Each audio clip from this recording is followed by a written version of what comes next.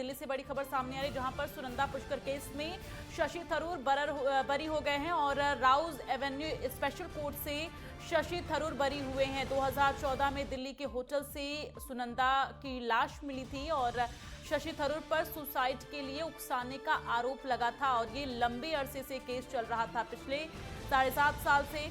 तो ऐसे में शशि थरूर आज बरी हुए हैं, जिसके बाद फैसला जो है पक्ष में आने के बाद से उन्होंने न्यायाधीश को धन्यवाद दिया है और कहा है कि पिछले 7.5 साल से एक पूर्ण यातना थी और अब उन्हें राहत मिली है। तो ये बड़ी जानकारी आप तक पहुंचा रहे हैं। सुनंदा पुष्कर केस में शशि थरूर बरी हो गए हैं। पत्नी सुनंदा पुष्कर की मौत मामले में दिल्ली की राउज एवेन्यू कोर्ट ने बुधवार को कांग्रेस नेता शशि थरूर को बरी कर दिया है। तो ये बड़ी जानकारी आप तक पहुंचा रहे हैं। आज इस पूरे मामले को लेकर जब सुनवाई शुरू हुई तो इस पूरे मामले में शशि थरूर को बरी कर दिया गया है।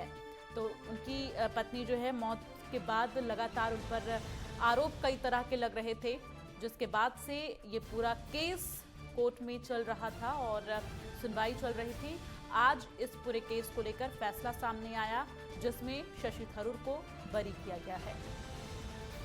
तो राउज एवेन्यू स्पेशल कोर्ट से शशि थरूर को राहत मिली है और उन्हें बरी किया गया। आपको बता दें कि शशि थरूर को दिल्ली पुलिस ने आईपीसी की धारा 498(1) के तहत और धारा 306 यानी कि आत्महत्या के लिए उकसाने के तहत आरोपी बनाया गया था और ऐसे में ये केस चल रहा था। फैसला पक्ष में आने के बाद से उन्होंने न्यायाधीश का धन्यवाद किया है और साथ ही उन्होंने कहा है पिछले 7.5 साल से एक पूर्ण यातना थी और अब उन्हें राहत मिली है। तो दलीलों के दौरान जबकि पुलिस ने 306 सहित विभिन्न आरोप तय करने की मांग की, तो थरूर की ओर से पेश वरिष्ठ अधिवक्ता विकास पाहवा ने अदालत को बताया कि एसआईटी द्वारा की गई जांच में राजनेता के खिलाफ कोई सबूत नहीं मिले हैं। तो ऐसे में उन्हें अब बरी कर दिया गया है।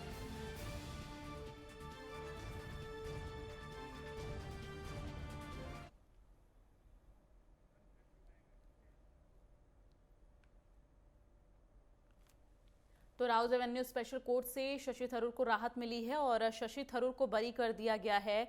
आपको बता दें कि फैसला जो है पक्ष में आने के बाद से शशि थरूर ने न्यायाधीश को धन्यवाद भी दिया है और इसके साथ ही आपको बता दें कि उनके जो वरिष्ठ अधिवक्ता विकास पाहवा हैं, उन्होंने अदालत को बताया कि एसआईटी द्वारा की गई जांच में राजनेता के खिलाफ कोई सबूत नहीं मिले हैं। और ज्यादा जानकारी के लिए सीधे रुख करेंगे, गुलशन सैफी संवाददाता हमारे साथ लाइव जुड़े हुए हैं दिल्ली से। गुलशन, क्या कुछ जानकारियां मिल पा रही है? शशि थरूर को बरी कर दिया गया है, जिसके बाद से न्यायाधीश का उन्होंने धन्यवाद भी व्यक्त किया है, क्योंकि 7.5 साल से वो कह रहे थे कि पूर्ण यातना से वो भरे हुए थे और ऐसे में उन्हें यातना झेलनी पड़ रही थी और अब उन्हें बरी कर दिया गया है।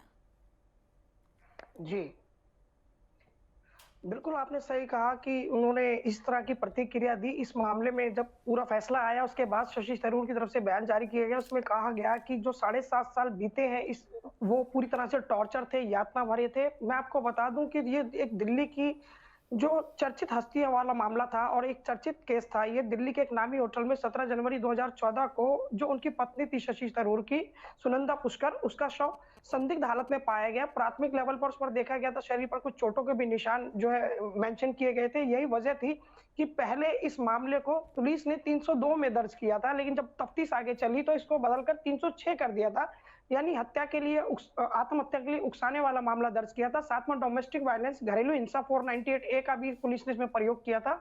मैं आपको बता दूं कि ये सुनंदा पुष्कर की तीसरी शादी थी शशि थरूर के साथ और लगातार शादी के कुछ साल बाद 2010 में ही शादी की थी और 2014 में उनकी संदिग्ध हालतों में मौत हो गई थी। तो ऐसे में कहा जा सकता है कि शादी के चंद सालों बाद ही उनकी जो प्रेम कहानी थी, जो लव मैरिज, जो शादीशुदा जिंदगी थी, उसका अंत बड़ा दर्दनाक रहा और लोगों का ध्यान इस पूरी घटना के ऊपर गया। अपने आप में एक चर्चित केस था। और साथ में मैं आपको यह भी बता दूं कि जम्मू कश्मीर की मूल नागरिक रही सुनंदा पुष्कर ने 1988 में डिग्री हासिल की थी और एक रिसेप्शनिस्ट उन्होंने अपना कैरियर शुरू किया था और उसके बाद में दुबई में जाकर अपनी इवेंट कंपनी तक खोली और कई बड़ी जो उन्होंने मुकाम हासिल किए, जो अपने आप में बताता है कि सुनंदा पुष्कर जो तमाम मुश्किलों के बाद टूटने वाली महिला नहीं थी। क्योंकि मैं यहाँ इसलिए इस बात का जिक्र कर रहा हूँ कि उनका एक बेटा था 4 साल का, जिसको कम्युनिकेशन डिसऑर्डर की भी प्रॉब्लम थी, जिसका इलाज वो कनाडा से करा रही थी। अपने जीवन में उतार चढ़ाव देख रही थी, पहले पति की मौत, फिर दूसरे पति की मौत और लगातार जीवन में इतने उतार चढ़ाव देखने के बाद उनकी मौत